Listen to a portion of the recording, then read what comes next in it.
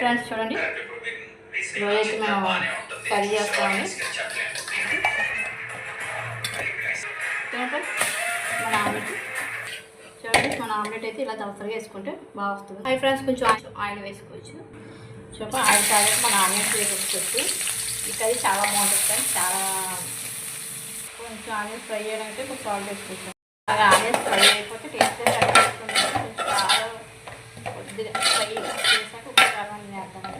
Simple curry and tasty curry అండి. మనకి నెక్స్ట్తో కూడా ఈ విధంగా ఒక్కసారి ట్రై చేసుకుంటే కర్రీ ఆనియన్స్ బాగా ఫ్రై చేసుకున్నామండి. ఫ్రై చేసుకుంటే కొంచెం మగ్గుతాయి కాబట్టి టేస్టీగా ఉంటాయి కర్రీ కూడా. మనకి ఎంత బాగా మగ్గితే కారం వేసుకుందామండి మనకి తగ్గట్టుగా.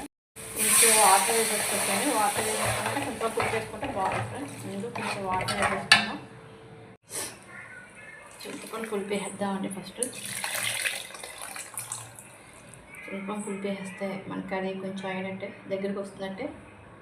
చూడండి, మనకైతే వాటర్ గ్రేవీ కొద్ది దగ్గరికి వస్తుంది కాబట్టి ఈ టైంలో ఫ్రెండ్స్ ఇదండి కర్రీకి ఇలా ఆమ్లెట్ వేసుకున్నాయి మొక్కలన్నీ మనం దీంట్లో యాడ్ చేసేసుకోండి. చాలా బాగుంటుంది ఫ్రెండ్స్. ఒకసారి ట్రై చేయండి, చాలా టేస్టీగా ఉంటుందండి. మనకి ఎగ్స్ కన్నా గుడ్లు కర్రీ